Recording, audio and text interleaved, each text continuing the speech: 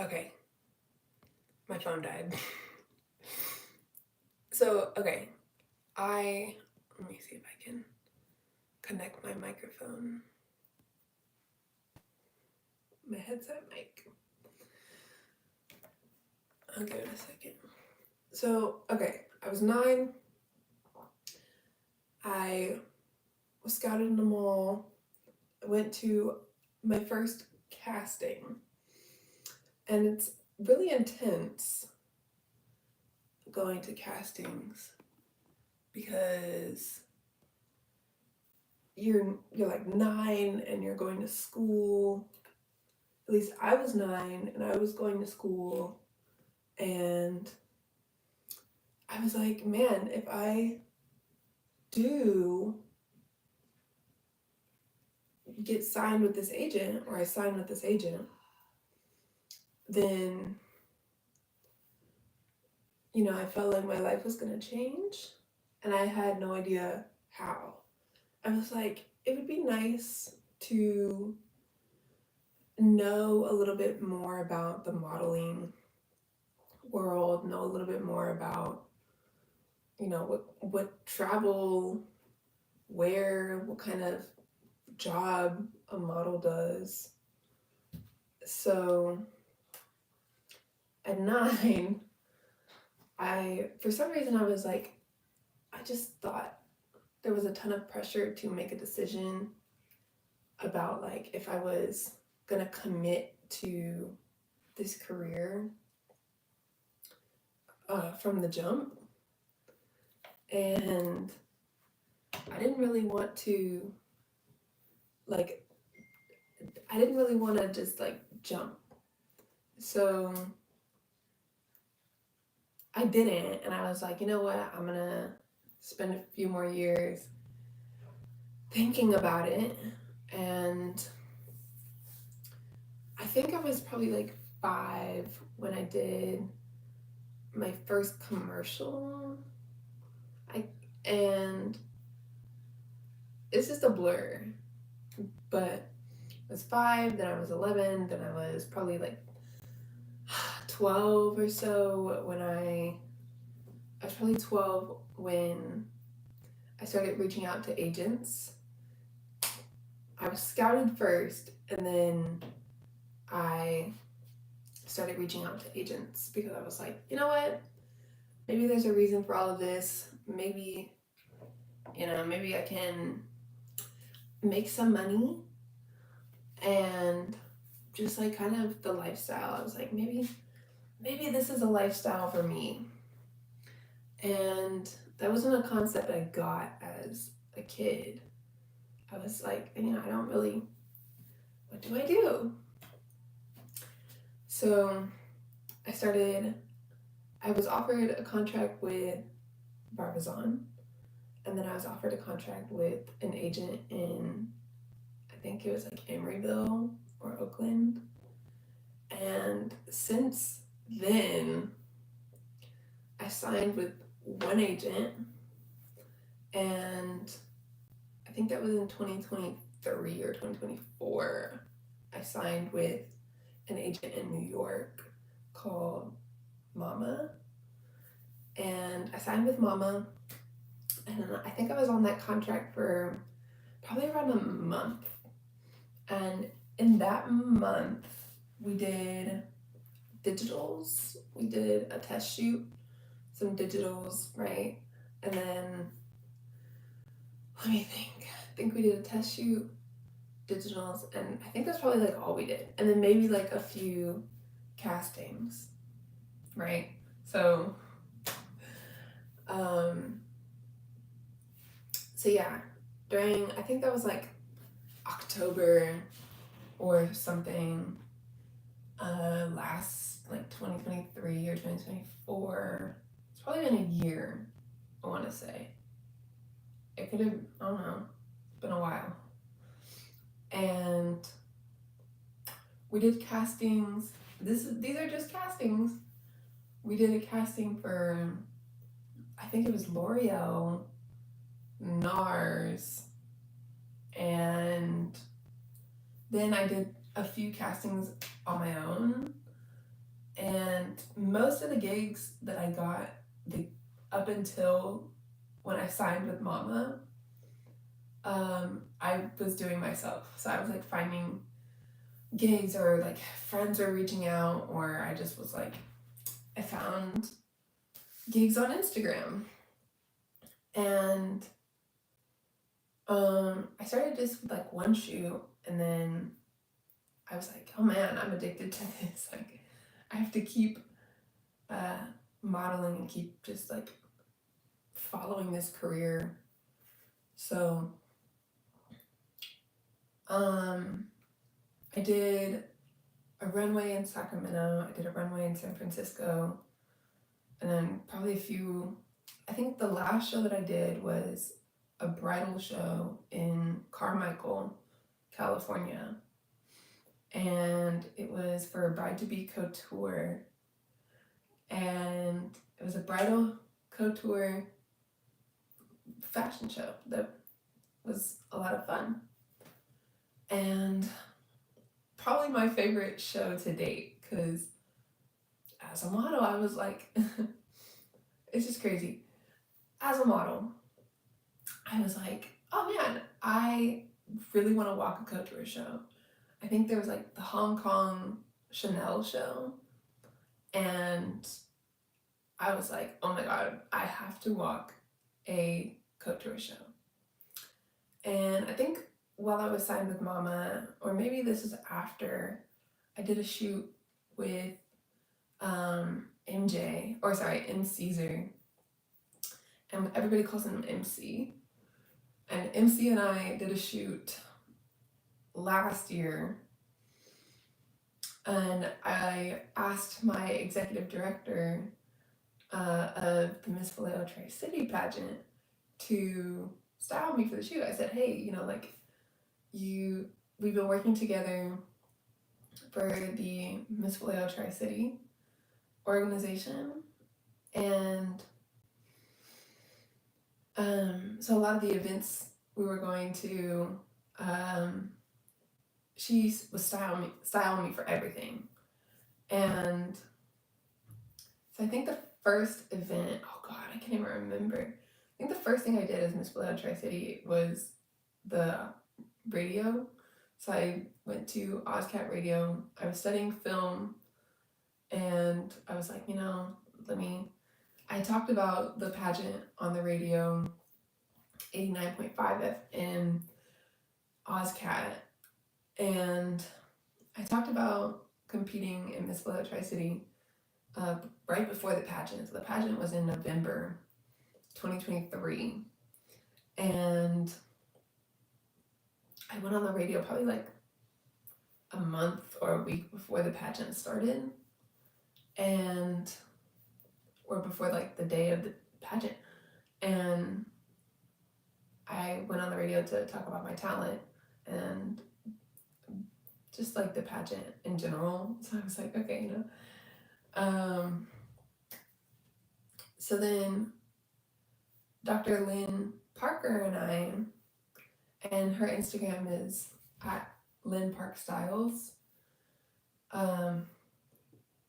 Dr. Parker would style me for the events we would go to. So the first thing I did as Miss Vallejo Tri-City was go to Sacramento, and I just had a shoot scheduled. Like I had a photo shoot scheduled, and I had just won the pageant, and I was like, okay, I might as well go do this pageant shoot as Miss Vallejo Tri-City, and it was fine. It was fine. And then from there, Dr. Parker would style me for everything. And I really got to learn a lot more about fashion, which was insane because there were so many things I just never thought about in terms of fashion.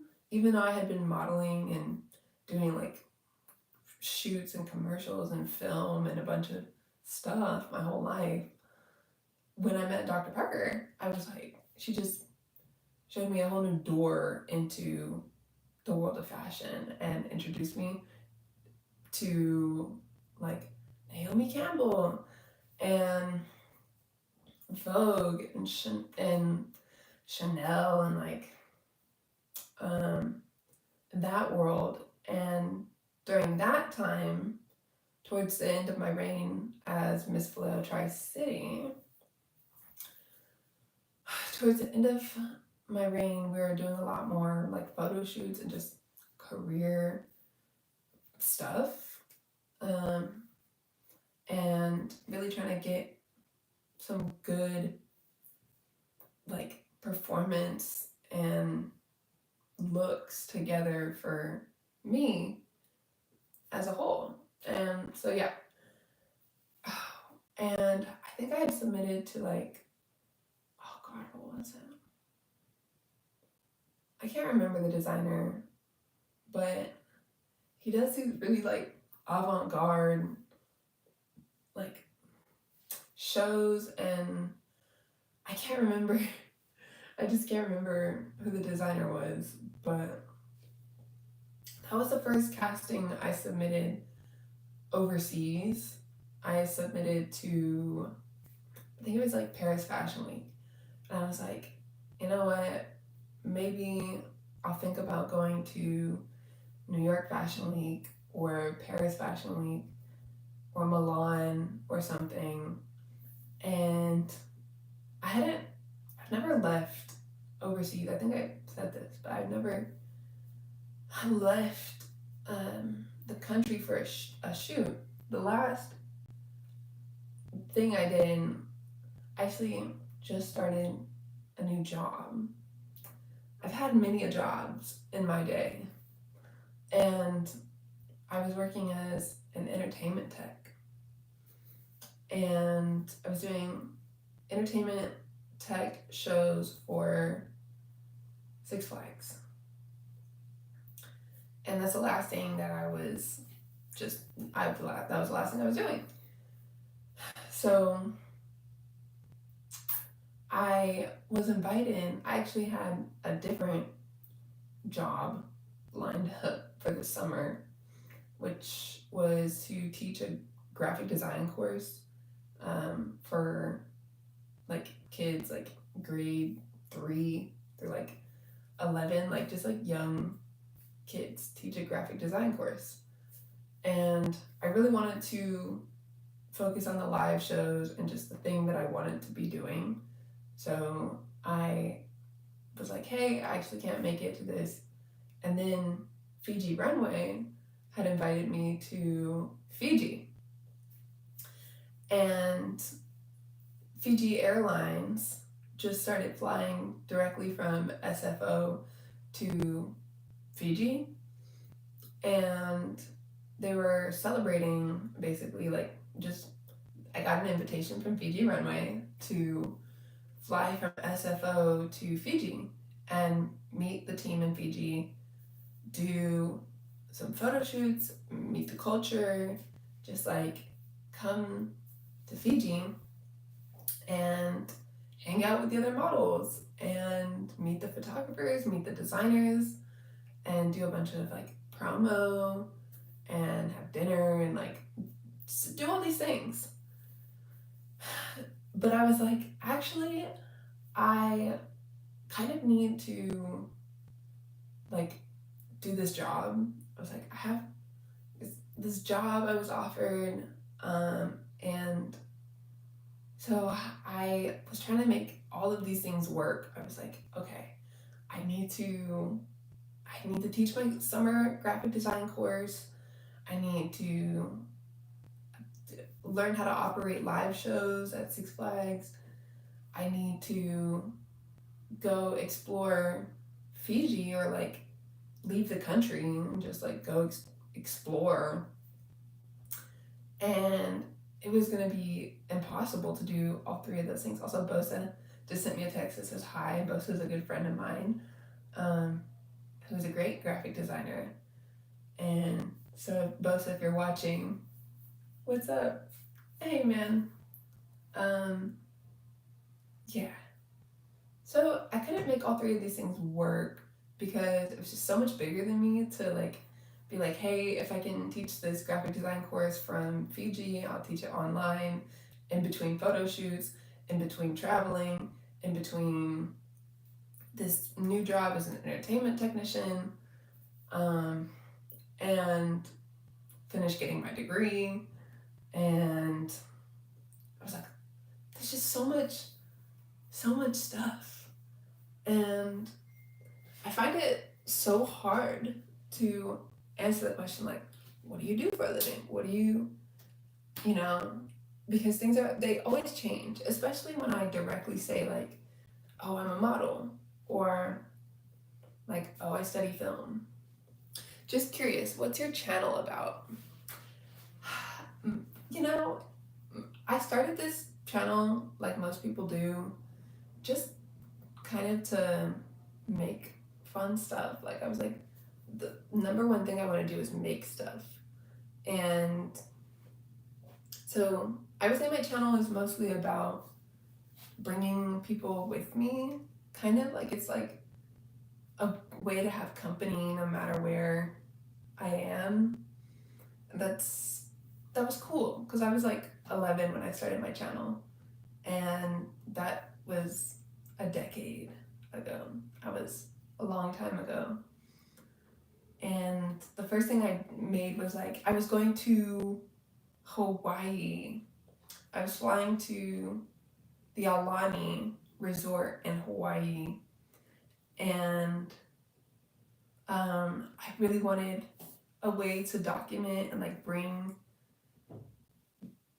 people with me that just weren't there at the time.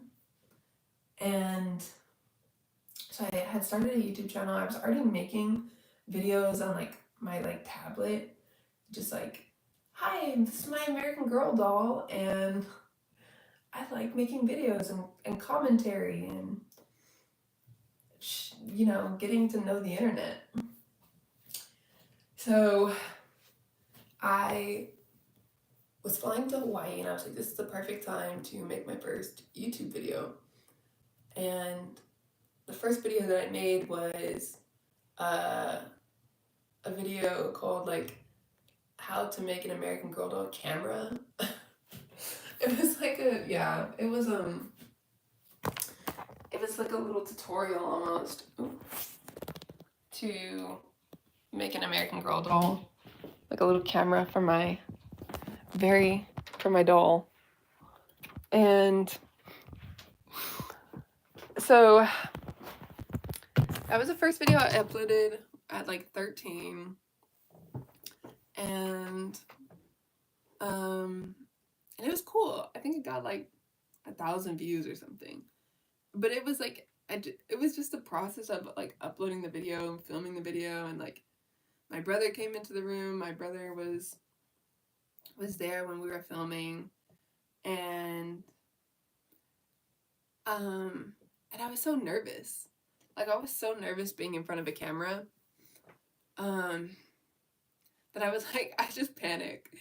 So I was like, oh my god, okay. It's weird because being in front of a camera, it's like you kind of are expected to look directly at the camera, and you're kind of like, okay, here's the camera, here's the footage that's gonna go out, but of course we have editing and we have like post-production.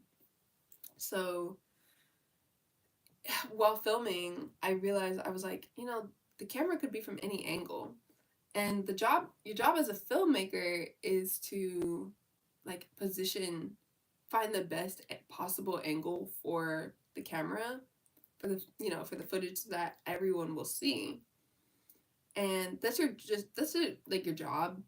And your job as a like model, whole different thing. I think models like to have fun. I think models just like to have fun. I think like we make a bunch of money and like do other things on the side. I think like our priority is always on like, how much fun can I have today? So I made my first YouTube video, and then I had to figure out how to upload it, and I was nervous about uploading it because it was like a whole wireless thing. I was working with my mom, and my mom is a computer science uh, engineer, manager.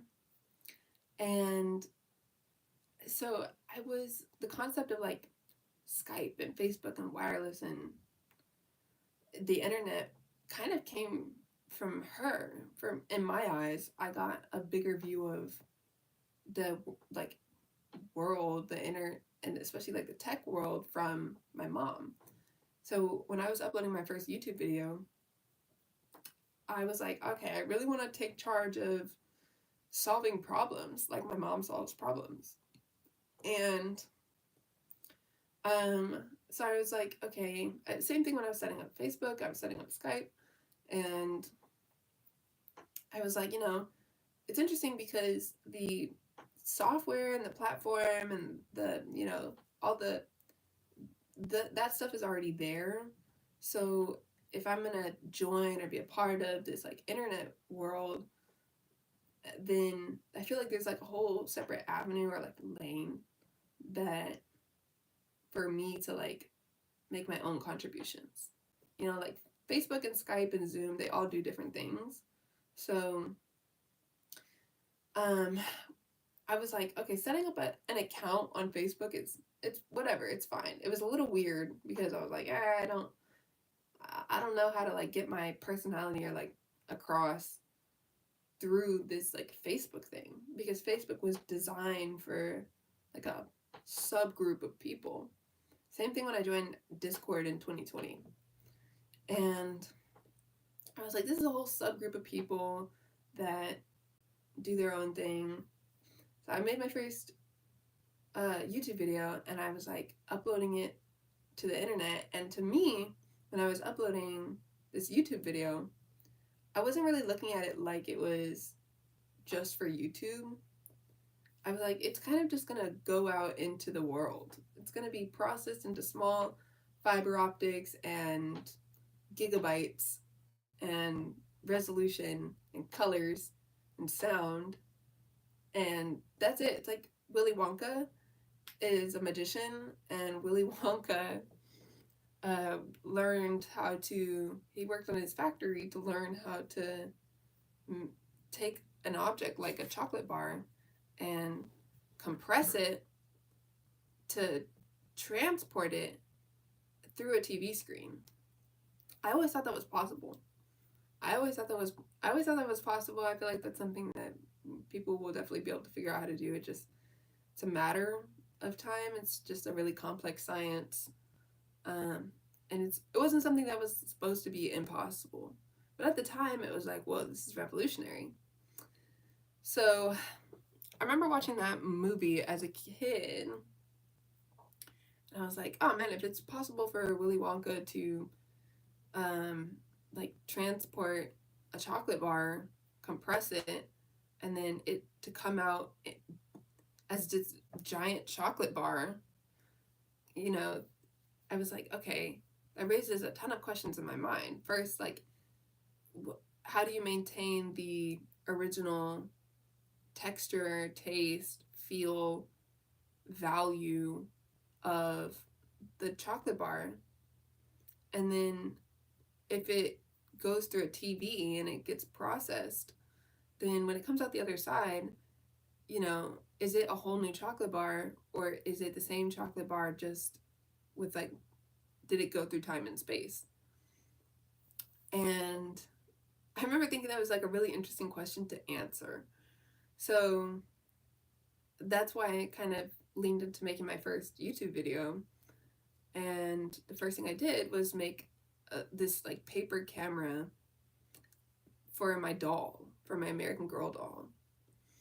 And I made this like 2D camera. I was like, you know what, I'm just gonna hit record, cut out this camera, turn it into a little flip camera that doesn't necessarily work, and fly to Hawaii, bring this camera with me, and then come back home and see how many views I got.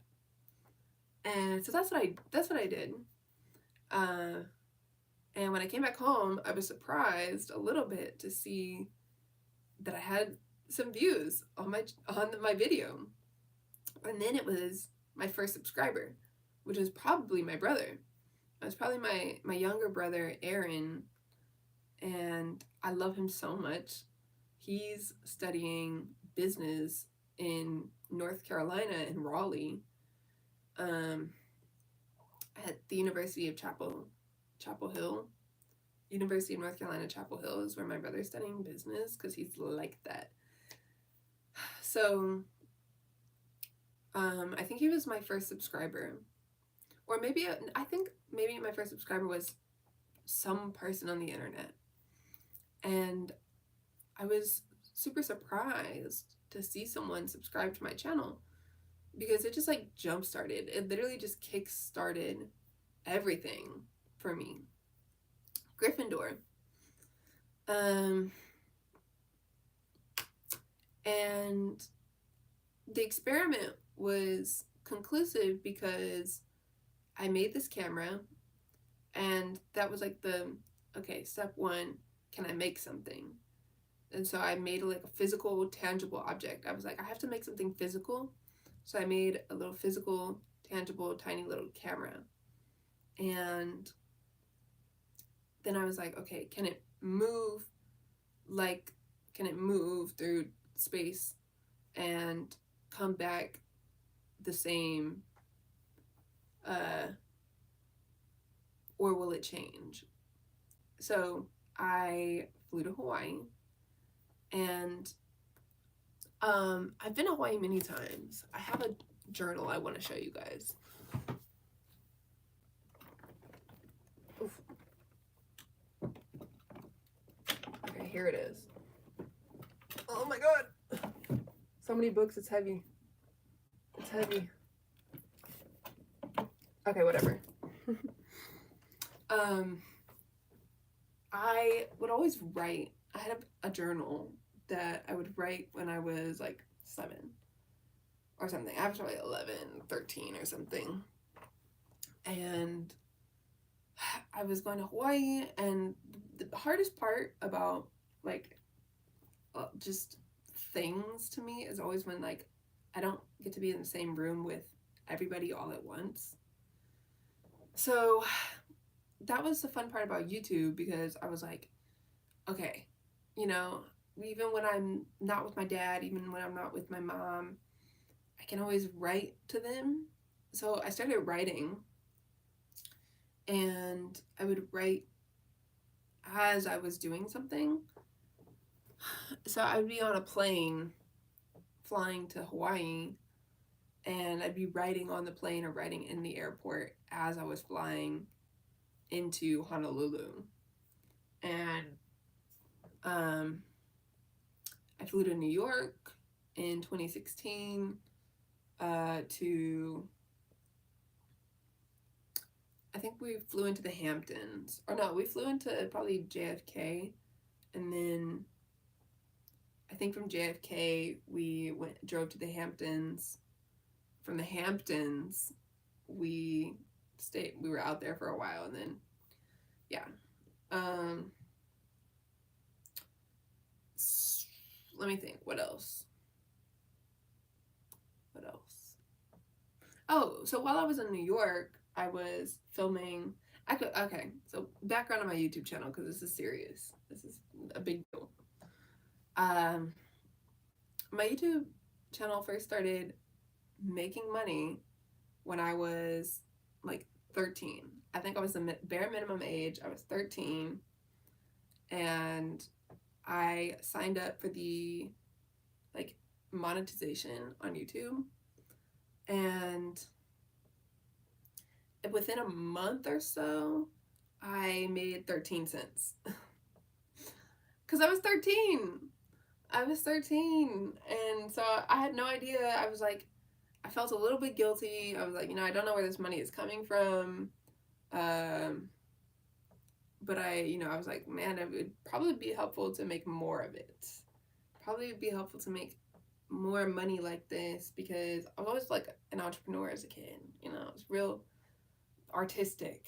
So I would always like design something, or like a magazine, or like a business, that just to make legal money. however old I was. So I was always like selling like magazines that I made and just like trying to find a way to make money as a kid. And then there was YouTube, and that was easiest way to make money for me because it just kind of showed up. I think I had just opened a checking account, and so I was like, okay, this money will get from my like YouTube to my checking account. And I had a debit card. And I knew about how to use a debit card because I played Monopoly. I played a lot of Monopoly as a kid. And Monopoly taught me a lot about like property and houses. It also taught me a lot about competition and, like relationships. Like getting through a game Monopoly with your family can be brutal in certain times because you have to follow by Monopoly's rules where it's like you land on my property, you pay tax. And you'd be like, well, damn, I don't want to tax my brother. Like this, I just want to get the properties that I want. They get the properties they want, and you win Monopoly. It's fine. And then, so we had like the banker, we had cash handling, we had just all this stuff, and like very useful things to know how to do. Just the scale of it is it varies. It's definitely a scale that can be inconsistent. French Knot says hi. Hi back. Um, so Monopoly had a debit card version. Listen me. French Knots, listen you. Um, and it just taught me how to use like a debit card. And my brothers had this version of Monopoly that they really liked. And then of course we had like our Wii. And I loved playing the Wii because it kept you like active and like physical, and like it was like just the weirdest blend between like Nintendo's version of a digital like space or place. Hi, listen. Hi, French Nuts. My name is Sydney. So feel free to call me Sydney. Um, and um, yeah, we just played a lot of Wii as a kid. I remember trying to set up an Elgato. Yes, solarpunksyd. Oh, why don't I explain the solarpunk? French nuts. Okay. The, where do you live? I live in California. And um, the solarpunk thing is an aesthetic. It's an aesthetic, and it's like, I don't know if you guys know cyberpunk. I don't know if you guys know solarpunk, but I just like gardening. I just like it's where I was getting to with the whole blend between like technology and virtual reality and the blend between like the real world. How many siblings do you have? I have 4 siblings. I have a younger brother, I have an older brother, I have older brothers, and I have younger brothers. Um, and I have really good friends. I have really great friends. I have really people that I love that I'm close with, people that I love that I'm not close with. Where are they? I don't know. I don't know where everyone is. I don't know where everyone is. I tried for a long time to keep track of that. Uh, but eventually it was like, I can't keep track of everyone. And again, that's why I have my YouTube channel. Am I married? I'm not married, and that is my dream. That is my dream in life, is to get married. And I was just explaining that was the last show that I did on the runway. I did a bridal show, just to. It was like kind of like I don't know. It was a vibe of like, do you love someone? Yes. Yes, yeah, I do. But who? I can't. Um, do I love someone? Yeah. But there's 100,000 things in between, that, and that makes it really difficult, I think. French Knot says who? I can't say. I can't say. There's too many things I have to worry about before I can tell you who.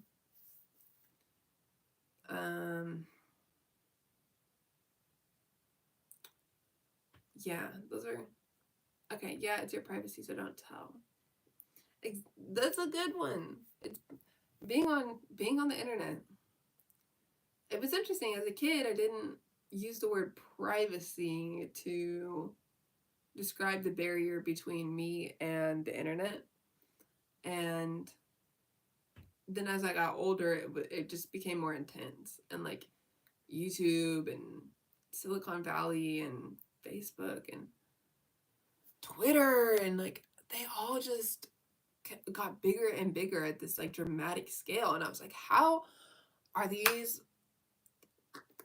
it's a good thing to love someone but never open in front of anyone. Yeah. I I remember I was like, how hard is it to keep up with the time? I was like, oh my gosh, what is your religion? I guess you could say I'm Christian. I guess you could say I'm Christian. Because I grew up in a Baptist church. Uh, so yeah, there was gospel music on Sundays, and it again it comes back to fashion and okay, bye. Um, yeah, I really liked listening to gospel music. I always thought it was super early. I remember thinking it was super early in the morning to get up and go to church. I was like, what the hell? Why is it like 2 a.m.? Why is it so early? Oh, to get up and go to church.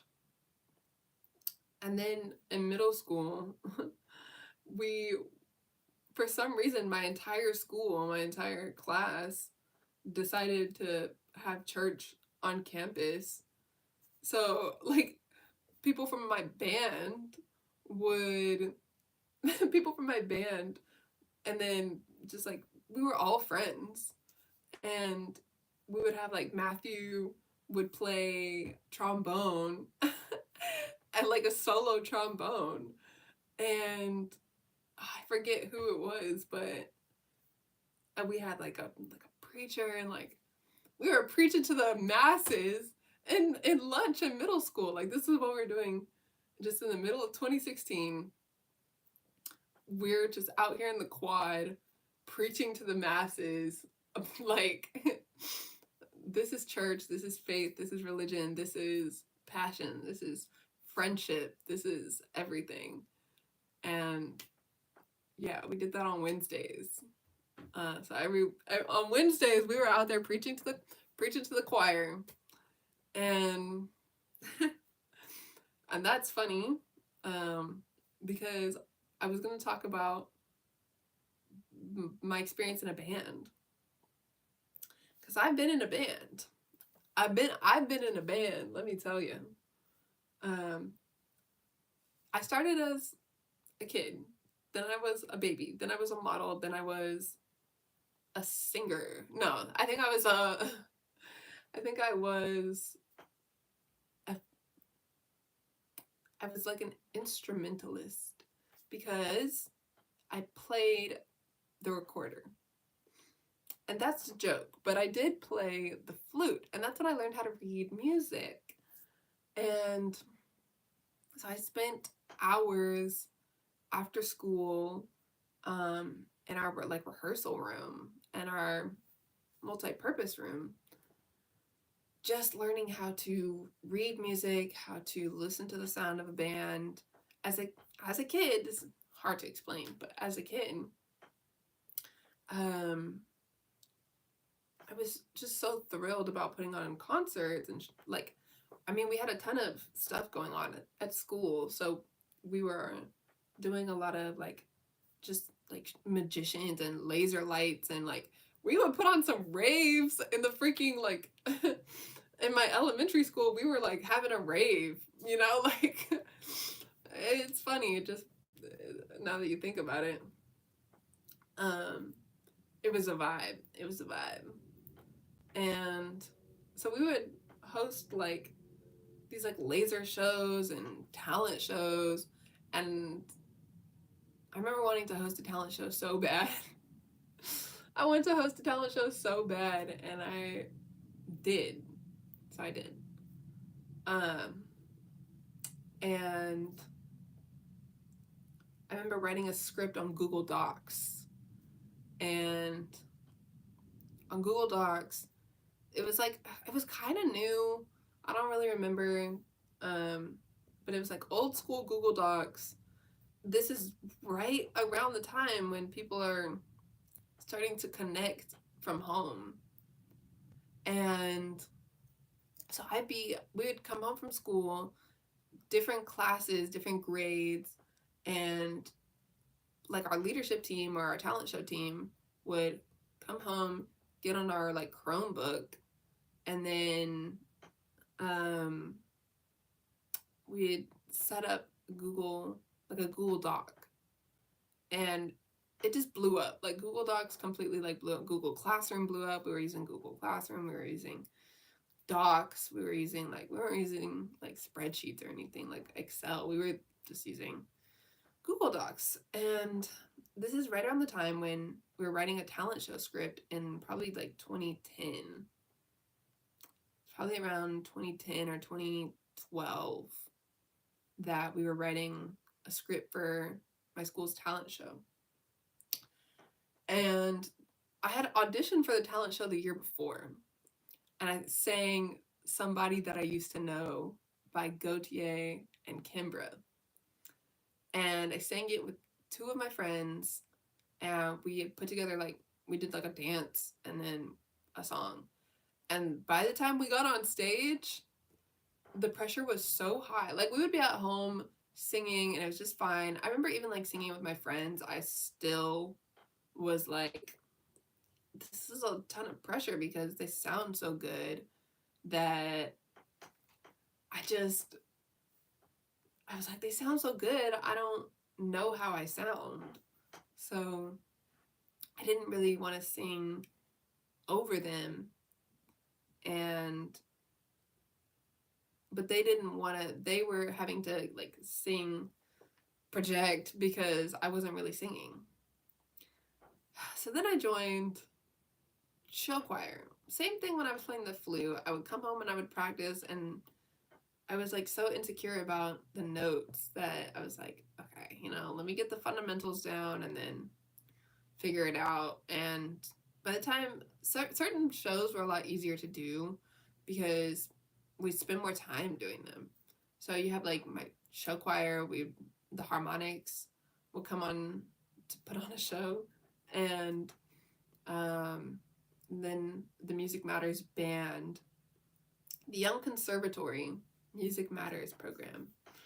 And so I think at one point I was playing the flute, so I would go on stage, perform a few songs like, I don't know, Frere Jack or something. I was about to say like Frere Rocher. And then come off stage and then change my shirt or something, and then go back on stage and do and then do a set with the harmonics. So we were going from band, running off stage, change, come back on stage, do the harmonics, close the show with We Are the Champions, and then go home, get my flowers and go home. Pretty much. So that was a lot of fun. I was writing scripts, I was performing songs in front of my classmates, and that was the crazy part, getting up on stage. I was always like, why when you go from like your class to just to like suddenly being on stage, and then everyone like is like looks at you like they're like they don't recognize you. They're like, what the who? What is this? What is this? And I'm like, what do you mean? What is this? Like, we just have been rehearsing for weeks trying to get the sound right so we could come on stage and give you a real show. And so yeah, I remember being in the Music Matters band. I really wanted, I don't know how I got involved in the Music Matters, but I was also cheerleading. I was doing, oh, I missed a comment. Let me see. Okay. Hey, you're back. Okay, welcome back. So I'm still explaining my life story, which is the fact that I had gotten into cheerleading. I was playing in a band in my school, and then I remember coming to watch I went to go watch, we had a recital. And so my school had a recital. Where's your mom and dad? They are at home, probably. My parents are doing what my parents do. So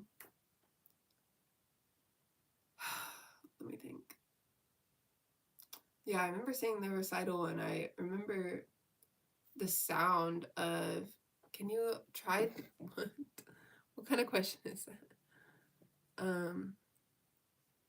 Can you act to cry please for me? Absolutely not, but what happened? I saw this recital. I remember feeling like there were all these people singing on stage. I was like, half of the room isn't singing, and the other half of the room is singing as loud as they can. And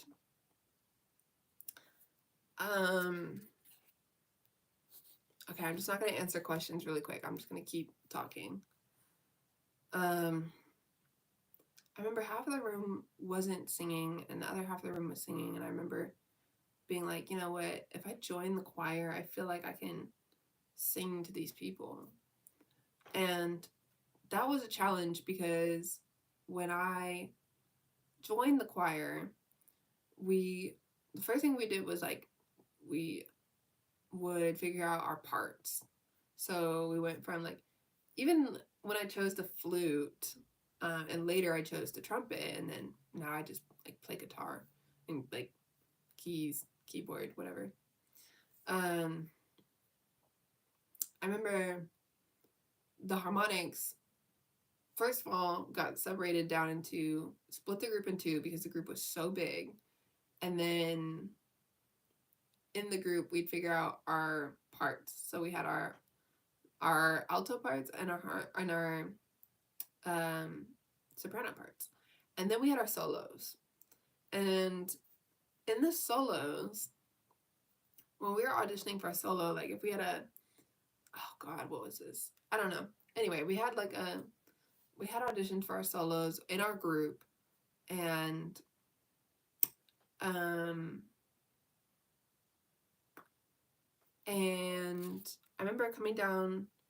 Soloing is a challenge.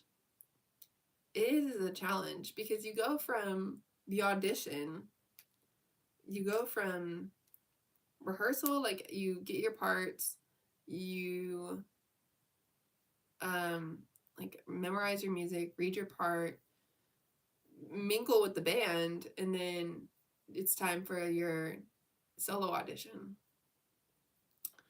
And by the time my music director, Mr. Ranavong, would bring us down to solo, she'd say, okay, hey, who wants to solo? And I would always be like, I was in the back like that. And we come down, and I was like, man, I don't want to do this freaking solo in front of, I don't want to solo in front of the whole band, Mr. Ranamong. I don't want to solo in front of everybody, man. Like, I don't want to do it. And And I was like, but I'll do it. I'll do it. Okay, I'll do it. I'll do it. I'll do it. I'll do it. And so we come down, and I would solo for alto parts. I would solo for alto parts. And the sopranos, the sopranos were the sopranos sang for their soprano parts, and the altos, I would come down and audition for alto parts. And I think mostly like singing like the scale like ba ba ba ba ba ba ba ba ba. And most of it was like I would sing like this. I go ba ba ba ba ba ba ba ba. And then you think about it, and it's like, okay, if you really want to sing, you're just gonna have to go ba ba ba ba and like really like sing out. And then all of a sudden it got really chromatic and diatonic, and it got really like semitones on semitones, and it was like like the whole like auto tune thing. It was crazy. So I remember not wanting to sing because I was like, there's so many notes. There's so many notes. If I started singing, it would be like singing out of key because it'd be like, where's your part? Where's your part? I'd be like, like, and I remember being like, there's definitely like a sound and a vibe here. And so I was given the chance to do solos, um and that was great because when I would audition, it would give me the chance to be like, hey guys, okay, you ready? 1, 2, 3 o'clock, 4 o'clock. And then you would rock because you'd be like, all right, hell yeah, we're about to start rocking, man. Like we're about to vibe. And and it was crazy because when I soloed, everybody would stop. And then like it was just nuts when, and that's a lot. That's a lot because if you know how soloing works, if you know how it works, it is a lot to carry. It's a lot to like, because you don't just like like solo every day or something. You don't just like walk around and then flip a light switch and then suddenly you're soloing. You kind of like have to go through life still and have to like uh just be kind of ready to solo on the spot, which is interesting. And that's advice I learned as a model. I was like, modeling, you have to be acting, you have to be like ready to like audition on the spot. And usually people don't like being put on the spot. So I was like, okay, all right, it's great. It's good practice to be ready for that kind of deal. And so you would go from like doing a solo audition, do it in rehearsals in the band, you're singing like 1, 2, 3 o'clock, 4 o'clock. It's just singing like harmonies. And then it was time for like another solo. So we were doing Happy, Pharrell Williams. And Happy was our best song. Happy, no doubt about it. Happy was our best song other than the national anthem. And we sang Happy by Pharrell Williams, probably like 2012. And it was such a vibe at the time. Like the song was really popular, and our group was just having a great time performing. We were just doing shows and recitals and rehearsals and just having it was a good time. And it came down to Happy by Pharrell Williams, and Mr. Anavong was like, okay, can we have a solo for this? Can we have a solo for this set? And I was like, hell yeah. Like, hell yeah. Like, and she's like, why don't we do a dance solo? Because if I didn't mention it before, it's show choir. So it was a show choir, which means we were singing and dancing. And that takes some freaking talent because you are having to like, because I'm happy, clap along if you feel like it was so intense having to like carry. And you know, most of the time in a recital, everyone is sitting down. And so you're like up on stage dancing, happy, and then everyone in the crowd is like sitting. And so you're like your whole job is to get the class to like the whole group to start singing. And that is impossible. But alas, we would perform and we were doing Happy, and I remember having a solo. And I remember doing the dance. I went home. It was so hard to write a dance for the solo audition because because being with the group was where all the energy was. So I would come home and I was like, "Oh my god, I'm so tired and now I don't have the energy to like make up this dance and be get into the like rhythm of the vibe." And then bring it back to school the next day and be ready to audition that same dance. So I remember writing a dance that was like like I just wrote, I don't know, I just did like a stupid dance for the audition. And then my good friend, my great friend, Aldrin Sembrana, who was also doing show choir. And I remember Aldrin is a dancer. Aldrin is a freaking dancer. And he he was doing an audition for this dance piece too. And there's certain people in the choir that you're like, okay, I just know these people are like really good at this thing. Like we had Senzel Amadi, and Senzel Amadi plays Jasmine in Disney's Broadway Aladdin. And then we had Aldrin Sembrana, and he's a dancer. And Aldrin is an amazing dancer. He's like a really great dancer if you ever get the chance to see him dance. And then we had Sydney Adams. And Sydney Adams she's a good friend of mine. She's a great friend of mine. And Sydney she sings beautifully, like Melanie Martinez, or like she just has a great voice. Let me think. Yeah. And so like you put a bunch of us, I mean like we had everyone in this choir. And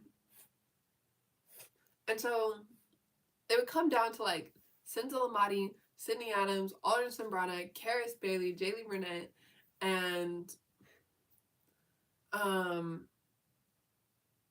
then like close friends of mine, like just like really close friends. And we were singing like harmony parts long before we were recording songs and making YouTube videos, and like we were just doing all this stuff. And we would do like the national anthem for the A's game or something, or like the school. For some reason, we had like someone was singing the national anthem for the school, right? Someone was singing, so we had an audition for the national anthem, and I remember being like, "There's no way in hell I can audition by myself." And so I'd ask like my friend Imari. I would ask Imari to. I'd be like, "Can you please come do this?" Hi, Uni. Hi. I remember asking my good friend Imari I was like, "Can you please do this solo with me? Like, can you please come sing the anthem with me?" And oh my gosh, it was so hard because it was just really challenging because they were so serious about like, all right, when we go sing the anthem, like, give it your all. And I love the anthem. I loved it. I love the anthem. But whenever I try and sing the national anthem, I'm trying to sing it to the masses, and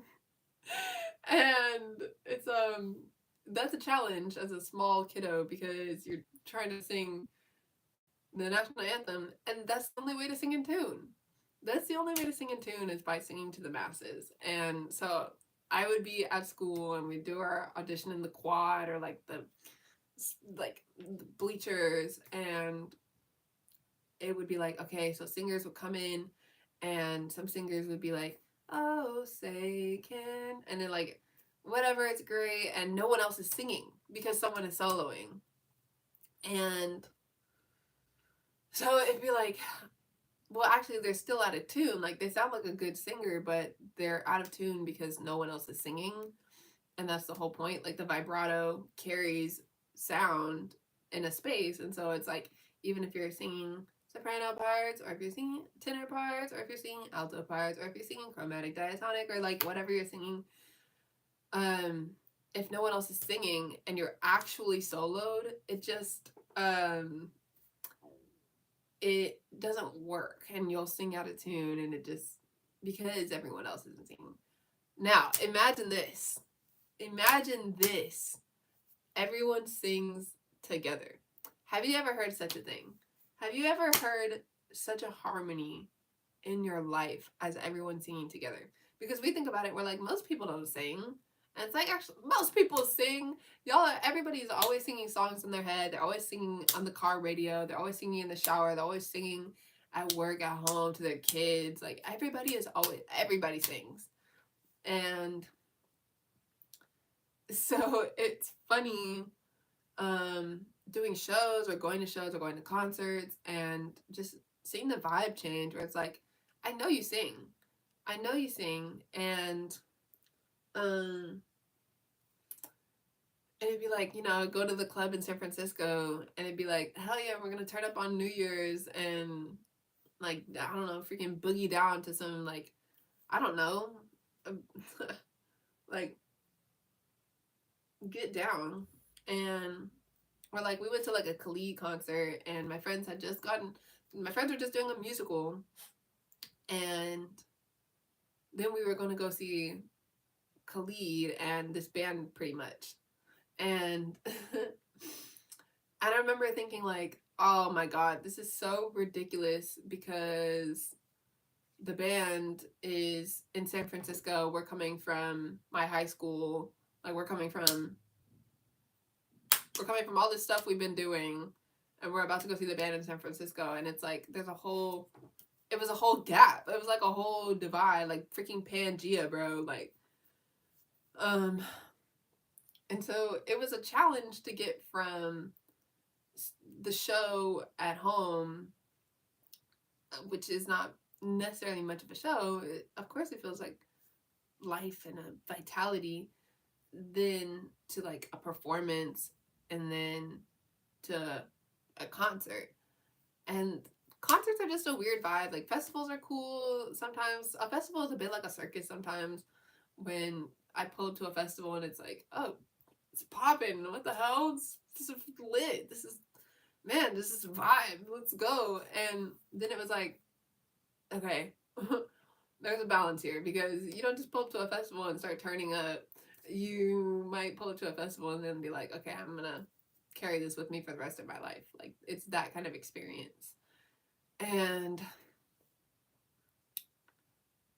yeah, I think people should always keep that in mind when designing shows, when designing anything, but especially when designing a show for people.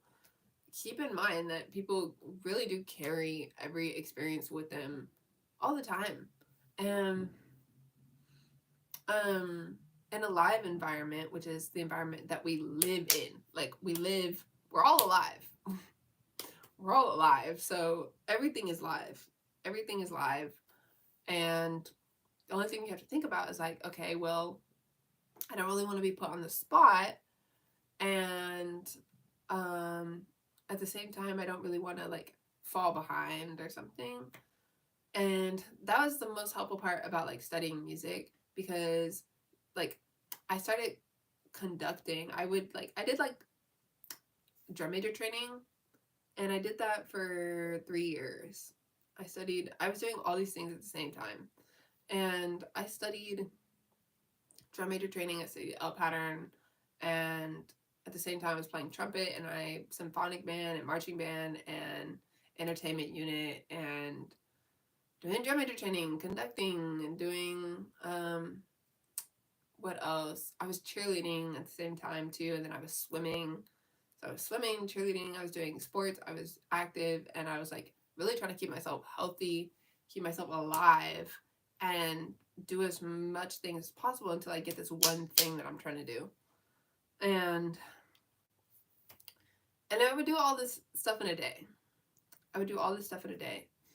Um, so I would like wake up in the morning, go to 7 a.m. jazz, like 6, it was probably like 6 or 7 a.m. We had jazz band, and I was doing that I did this my whole life. And so I'd wake up 5, 6 a.m., get ready, be to school by 7, start jazz band hella early. And I mean, it just feels that way. And so you would pull up 7 a.m., you haul your trumpet, haul your instrument. I always picked small instruments that were easy to carry instead of something like a tuba or a drum or a piano.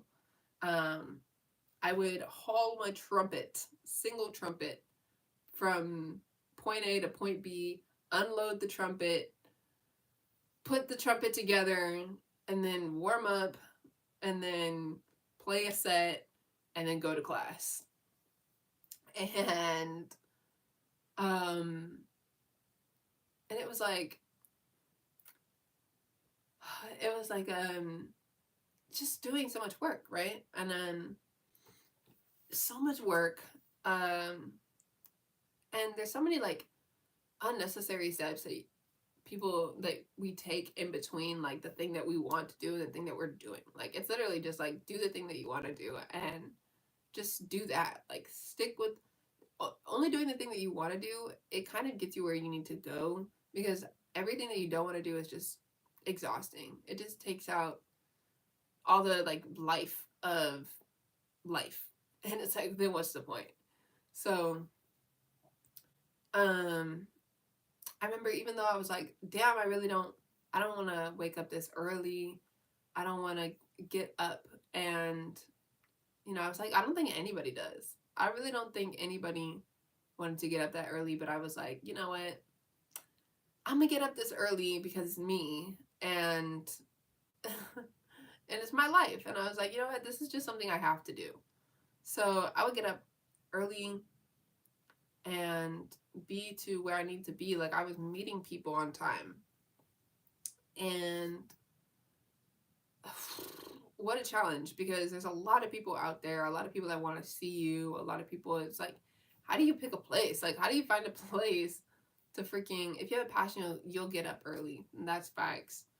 I remember being like, there's people everywhere that I need to go meet and see. Like, and the hardest part is like, okay, when there's people close to me that I really need to pay close attention to, and then there's people that are like friends, and then it's like, okay, if you're gonna go see your friends, um you know it can be a challenge, because you're like, okay, I have to care for myself, I have to care for my family, and then to pack up all my stuff that's like, this is all my stuff at home, this is my stuff at home.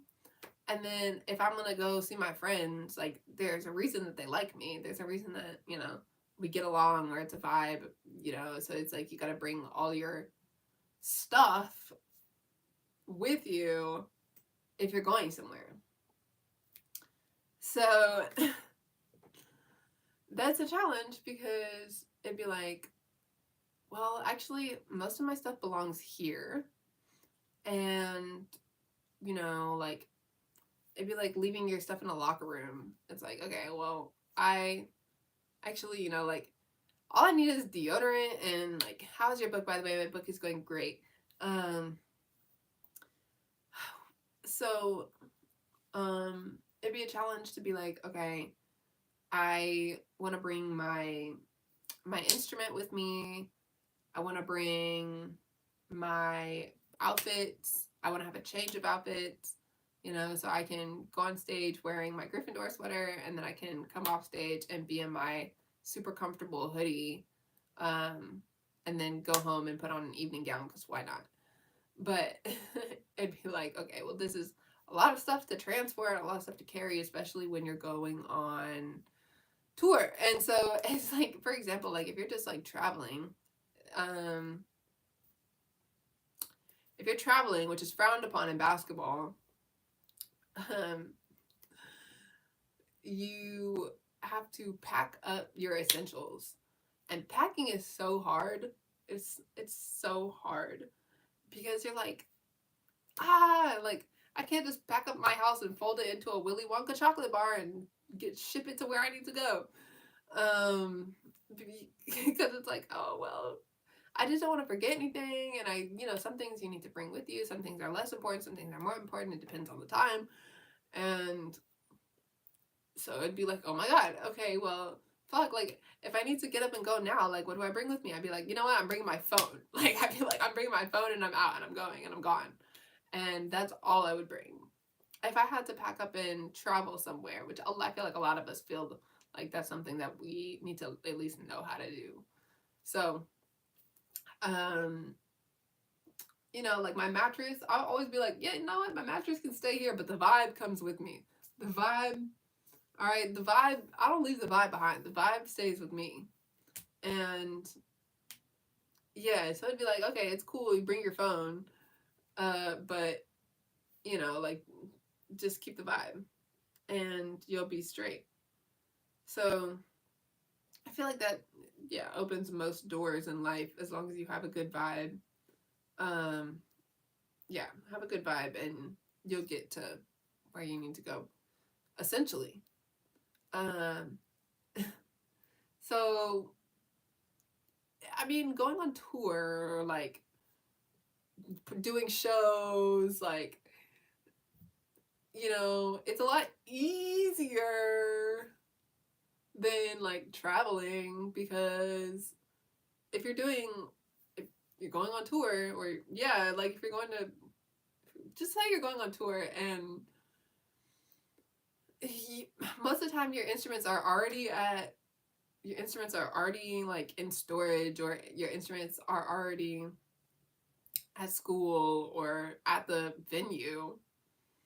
And like if we were packing up our school, if we're packing up our freaking, like our entire band room to packing it into 3 buses and then doing that every week, like we're packing up, you're shoving tubas and like a drum kit and like loading a trailer and then loading all the people onto the trailer. It was like the instruments are one thing, like the instruments, they'll be fine.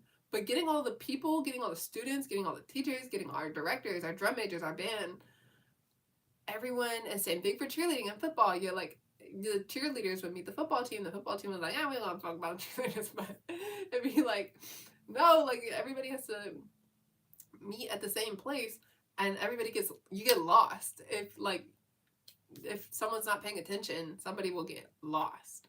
And that was like super clear because when you're traveling with like your family, or you are like, okay, how do we have a good time and also just like don't lose each other, like just don't forget to check in, and like don't forget to keep what's most important to you close to you, because you don't want things to get lost. And when they get lost, it's a problem. But when it's always like, yeah, okay, there's solutions to everything. So say you're like, when you're packing up your instruments, it's fine because the instruments are fine. And I'd be like, okay, I'm gonna pack up my guitar, I'm gonna pack up my trumpet. I just pick an instrument that is the most easy to carry. I pick an instrument that's the most transportable, and it's just a bonus. It's just a bonus carrying this instrument with me. And be like, okay, so my instrument's already at school. Like my instrument is already at the venue, it's already at the place, and I'm running late. I'm running super late. And with enough momentum, you just kind of take off running. You just kind of like, okay, I get where I need to go, and by the time I get there, it's time for the show. So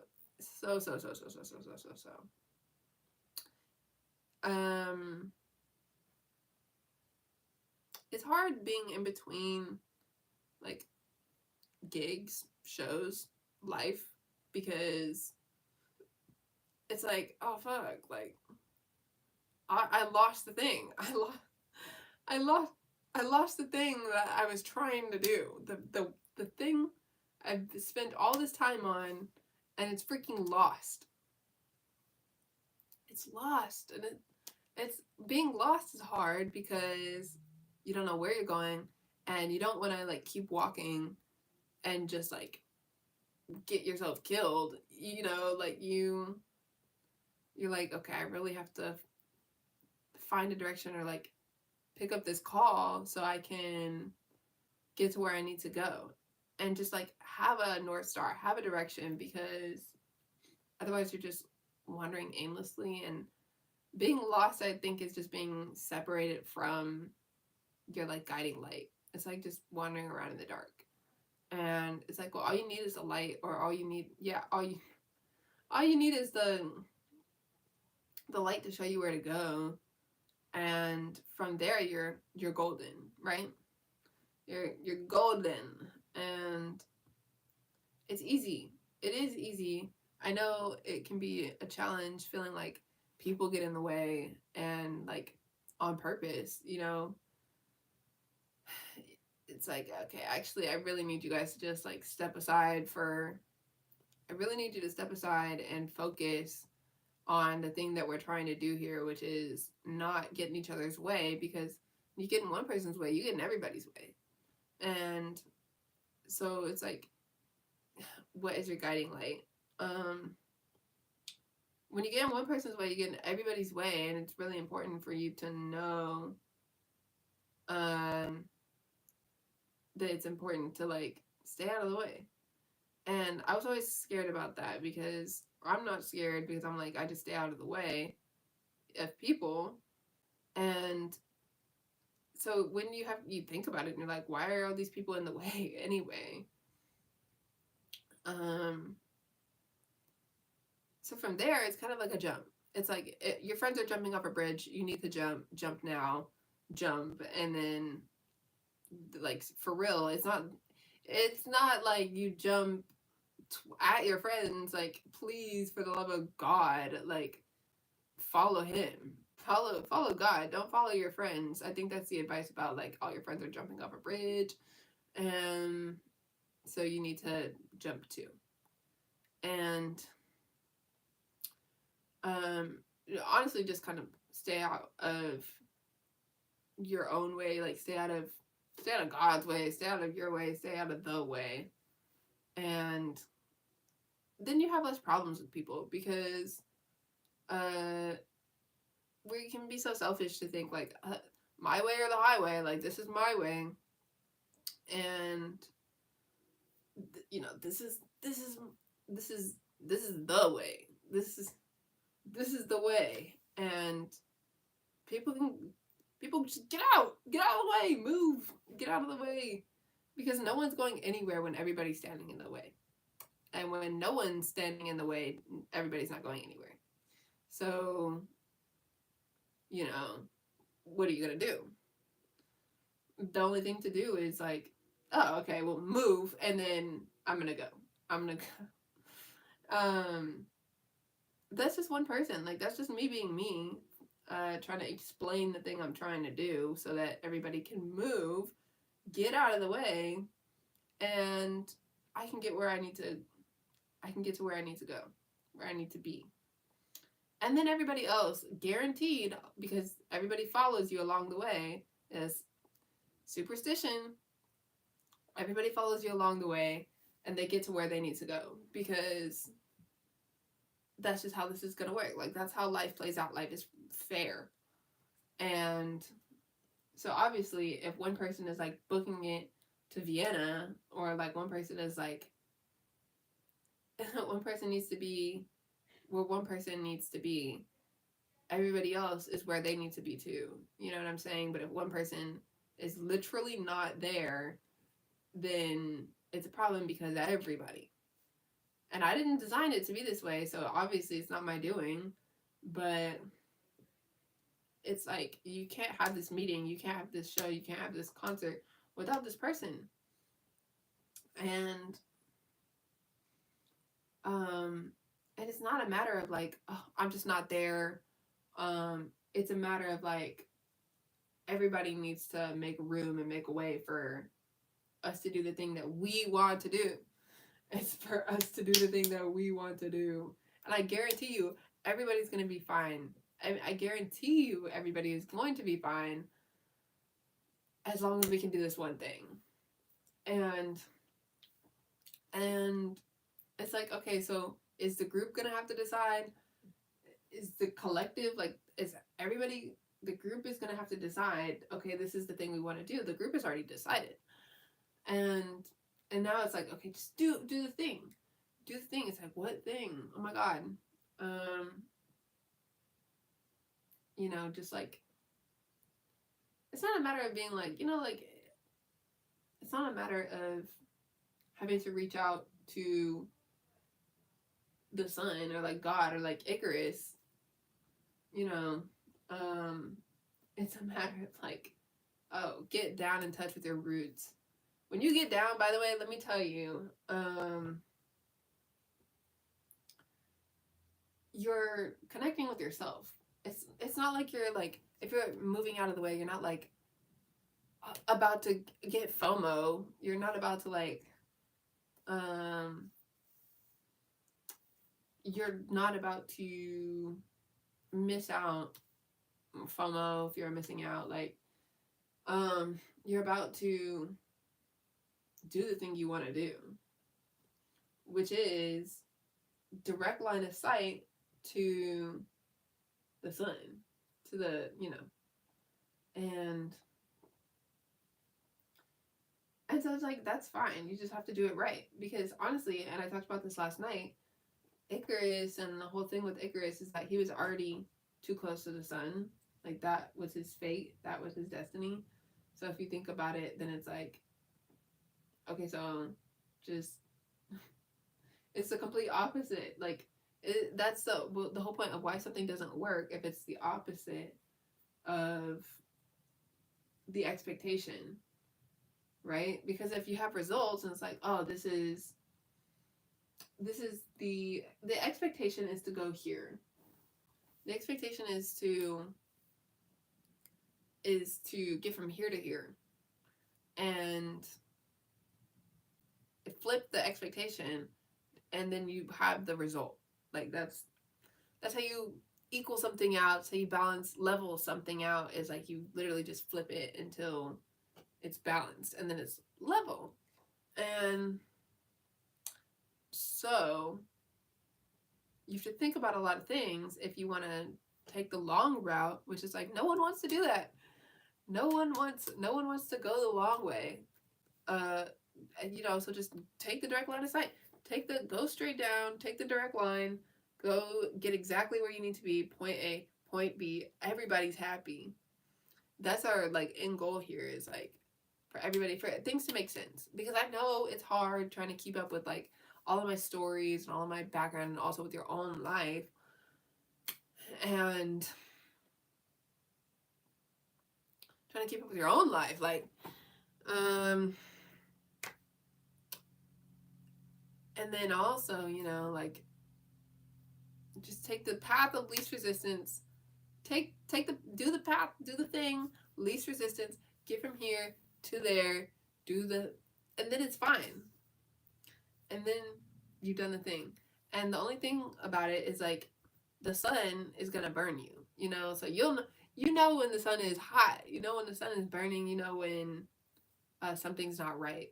And everybody likes for things to be right. If it's like, you just get uncomfortable if you're standing in the way of someone. Like, you get uncomfortable if you're messing with people, or like, if life or thing, if something is just like not the way you want it to be, it's like, oh, this is uncomfortable, let me just move. Like, yeah. And I feel the exact same way, at least I do right now, where it's like, I just want to get up and move. I just want to get up and get all my energy back. And that is easy to me because I see it as like a sustainable like cycle. It's like, okay, once this is complete, once this chapter is done, then the energy is preserved, because you can't survive without, if you have too much energy, you're uncomfortable. If you don't have enough energy, you're uncomfortable. And the only thing to do is, like, come here, Lele. Wait. Oh. The only thing to do is, is, um, is get comfortable. You know, make each other get comfortable, with being seen and having yourself be seen by other people, and know that it's not just a bunch of strangers that you live with. It's everybody. You know, it's life. Get comfortable with life. Get comfortable with knowing the things that you want to do, and just know that there's not like a shadow or a dark side of you that people just can't see. It's just that it's the part of you that's hidden from yourself.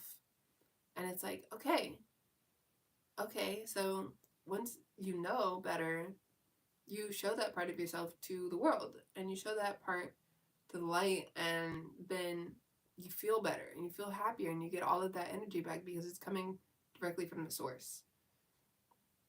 And then it's like, yes, happy.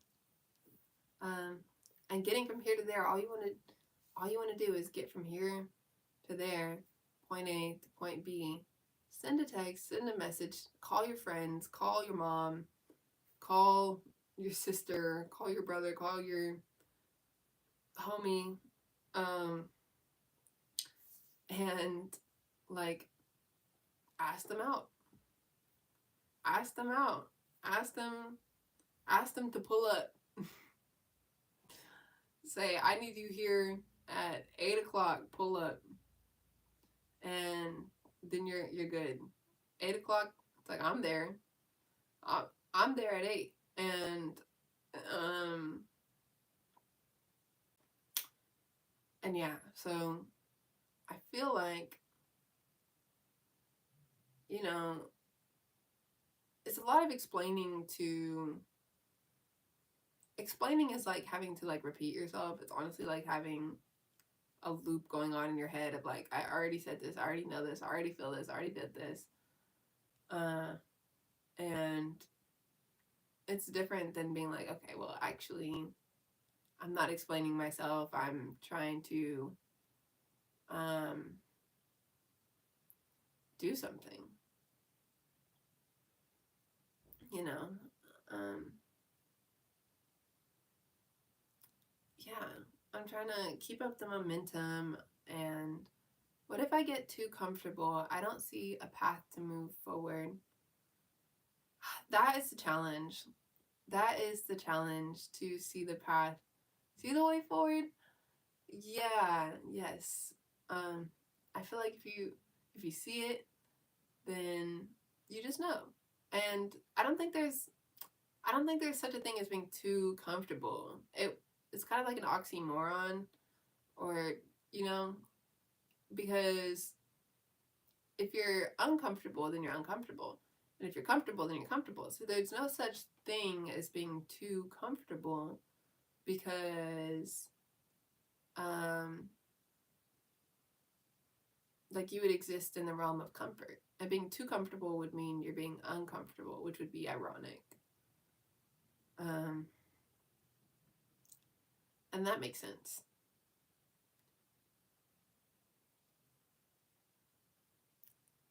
Hello, Mommy Bear. Hello, Mommy Bear. Hey, Mommy Bear.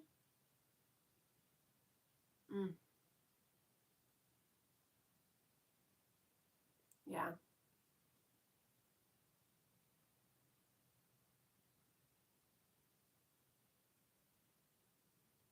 See? You see? You see? Hi.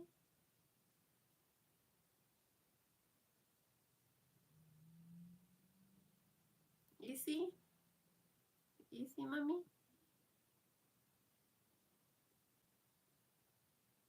Yeah.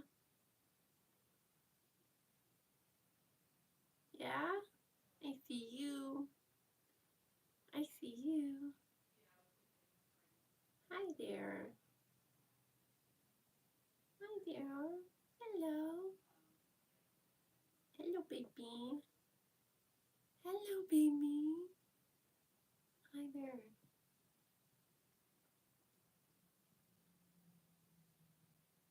Hi there. Look at you. Look at you. Aren't you so cute? Aren't you so cute? I love you. I love you. Aren't you so cute?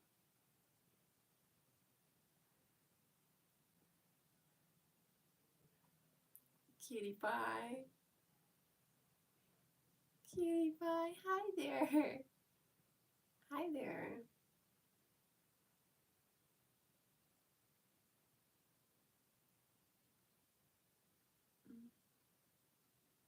YouTube always asks if this video is made for kids.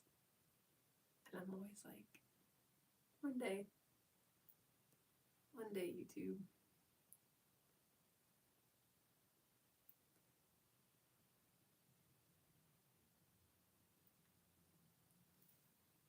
Whoa! Big jump. Big jump. Oh my gosh. I got, yep. I got you.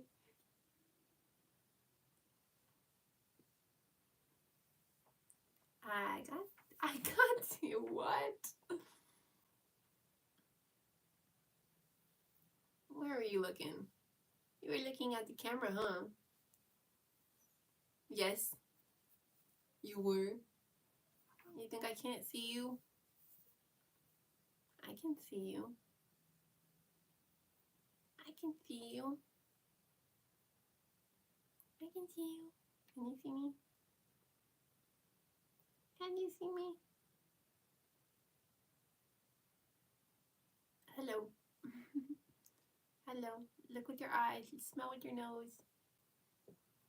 Use your pretty brain. Use your pretty brain. Big tummy. Pretty ears. Look at it. Listen with your ears. Listen with your ears. Listen with your brain. Listen with your eyes. Listen with your mind.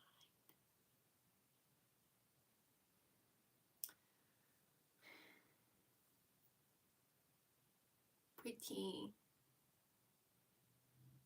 Yeah. Yep. Yep.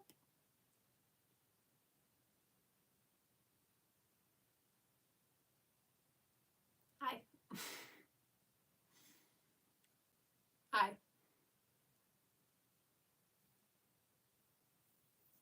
What? What was that? Hello. Hello.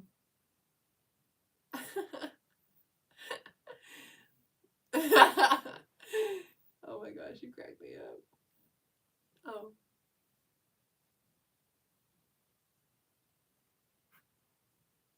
Whoa. Whoa, you ready?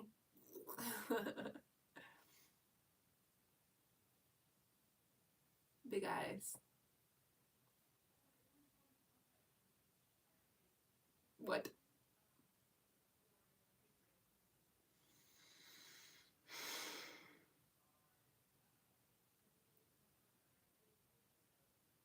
Big eyes. Big boy eyes. Big girl eyes. Big. Big, big, big, big, big. Big, big, big, big, big, big, big, big. Woo! Big, big, big, big, big, big, big, big, big, big, big, big, big, big. I don't know. I hit a wall, you guys. All I need to do is look past this wall and then we're good. Alright, mamas. Come here. Whoa, you big lopsided aloof. Yeah, big lopsided loof.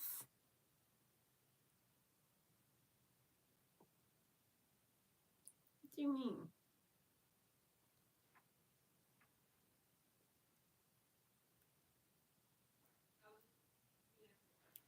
Yeah, big loofah. Ooh. Big. Ready?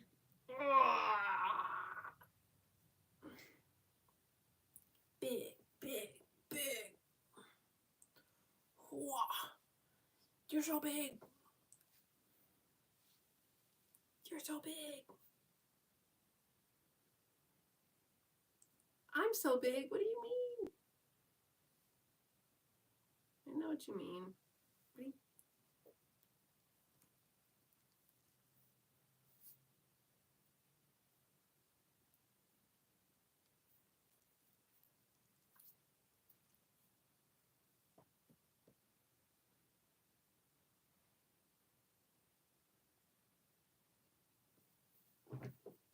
Whoa.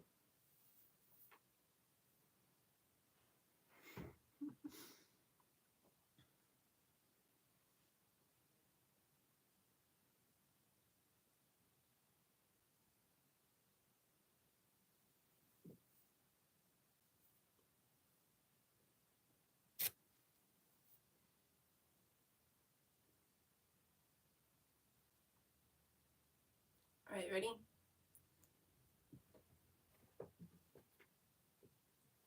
What? Okay. All right, guys.